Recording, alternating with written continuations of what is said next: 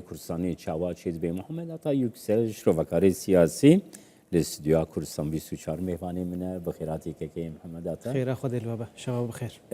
که عطا نها روشا سیاسی باکوری کردستانی جی گوهرینه که گلکی مزن بیهات یعنی پشتی چکدانینا پکه فسحکرنا پکه نها آسویا تفجر کرد لباکوری کردستانی ده چرچوبه دوزه که سیویل دموکراتیک ده بریو بچه دوی روشی چوادن قیمه دست بکید. براستی بسالان ام ویا که بلیف دکن ام دبیجن ایدی چک لسر سیاست کردان لسر کوما کردان بارکه و اف بار ایدی ناهی کشاندن جوی بله اف بار دویتا ایدی بهت دانین و نه ام گهشتنا و آسته ام گهشتنا و مرحله کو ایدی چک و جمله کردان جمله سیاست کردان تفکر کردان و ور خور و براستی گاوا چک هاتن دانین و باره کما کردان بهتر و راحت به و آسان به جوی بله ام بیجن ریا سیاست ریا دموکراسی ریا که سیویل و حق و خواستنه ويجبو كوما كردان وبا جماعات كردان هلبت وبراحتي تف بقارن جبه ساعتي شوندا ايدي او تاوان وقمانين كو لسر جماعات كردان حيان هذا دهاتنا قوتن دو كوما تركان دا بالخاصة دو قوتنا كرد بحر آواي تروریزه دبون مارجالیزه دبون فلانو بیوان و سیاست کردان هر دم بوان تاوانان بوان باران دختمی لیج به ساعت شوندا امی بحثان وان ختماندنان یان دربندیان امی نکن امی بیجن نها گر ام لسر راستیا لسر هر دی تماشا کن که آتا نها اول عالیه کی اف پرسا گو تکرم کریم نها گاوا گو کرد چرچویا سیویل دموکراتیک ده دو زاقه بریوه ببن گلو راستیا قبول کردن راستی آورد. لترکیه ویروشی تجاوز بی. براستی گاوا اوله چه بو ام پید زنن کو علم و زانست حکمت و عرفان صنعت و هنر چاند و کلتور و سیاست و حق خزایی و خدایی ام بیشن وانا همو بریک و بیک بری ودچن جوی ساعت شوندا از باورم کرد بهتر و بکاربن داخوازا مافین خوی خزایی بکن. تأثیر اویل سیاست ترکی چه بی؟ هل ترکیش بوده که آنها آماده یعنی ترکیه دخوازه کو ایده جماعت کرداجی با آوای که سیویل تف بگره و بین الپارلمانتوی ترکیه داخوازه حق و مافی خو بکه و ایده کرد براحتی او بیجن ام هنه و ما في مهنن ما في علم ما في صحة ما في قر وقشتي ما في چاندي ما في ناسنامهي ما في هاور آواي ما في إنساني ومروفي هم بيجن أبي براحتي أبي بينن بردزجهين دولتي وبيجن أفنا همو ما في منن كبر دزجها دولتي جبوما خدمتي بك جبو ما في ما خدمتي بك براستي كرد جوي ساعتي شوندا قاوا بريجن بليفكر أبي راحتر بكاربن دعوة دوزا ما فين خويا حقيقة بكن حيانها سياسة كردان مخابن بأواكي أم بيجن مارجينال تفديكاريا فقط إيرو سياسة كجشتي لبر كردان وبيه بلكي نو لبر كردان وبيه كرد دوي تفجر أخا إيدي جن نهدى بالريكو بيك تشيكن و بأواكي برفره تفبقارن تاني بأواكي سينور دارنا برا سينور يخف فرح بفكرن يعني سينور نوي لآمد ناقدن يعني جان بيجن لأربيل ناقدا يعني جان بيجن لأورمية ناقدا يعني لسرانسري جهاني إيدي كرد كارن سينور خا فرحتر بكين ودنجي خا بلنتر بكين أفجي براسي درفته كم مزنا البر كردان كرد جوي سعد شوندا أوي بلان سازية كي ريكو بيك شكن وجنه تاخا بريخا بري بخن و جنه تاوي تاو بقرن و أوي دا أستا بيجن جهاني دا أوي كاربن بحثو قالا خا بكين أفجي براستي آستكي مهمة. کارگری بیل سر جوادی چاوا چه بویه که محمد عطا کوچ بخود ناب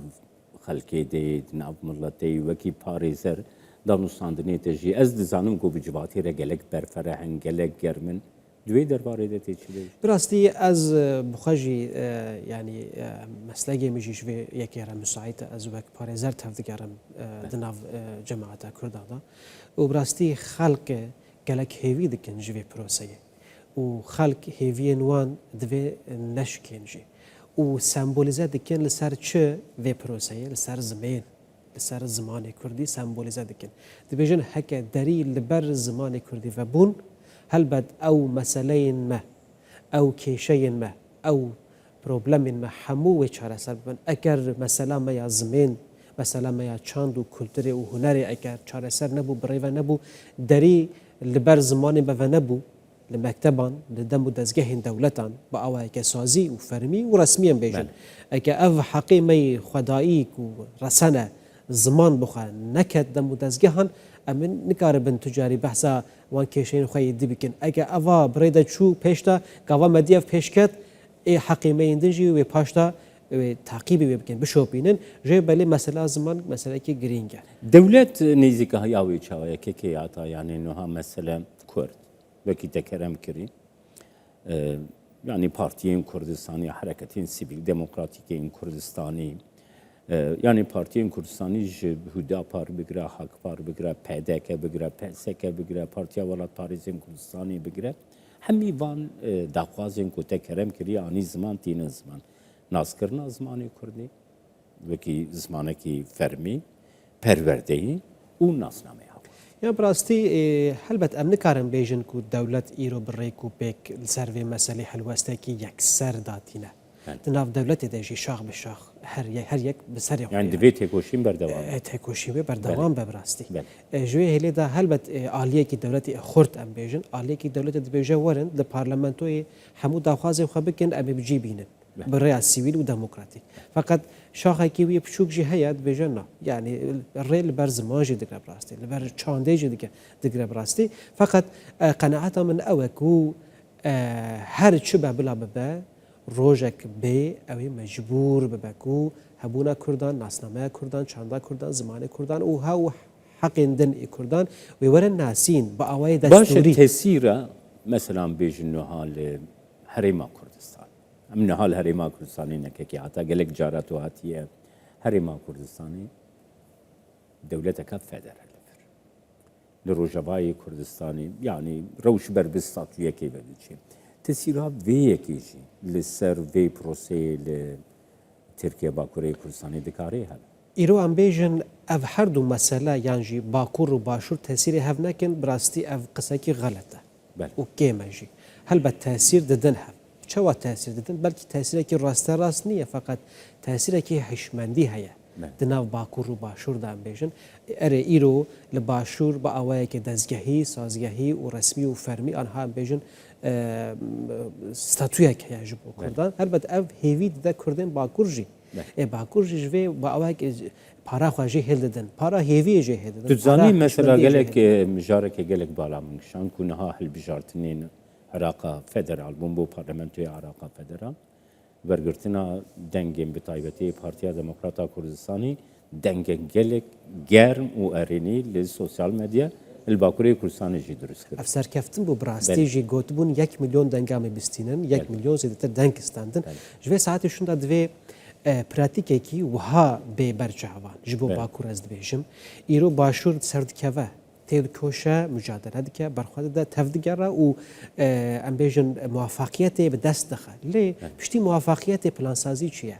جبو وی کی جبو باکورجی جبو باشورجی براستی پلانسازی کی ام بیجن بر بچاف لازمه کو هم هیویه بده و هم جی راستیه و دستی شام بله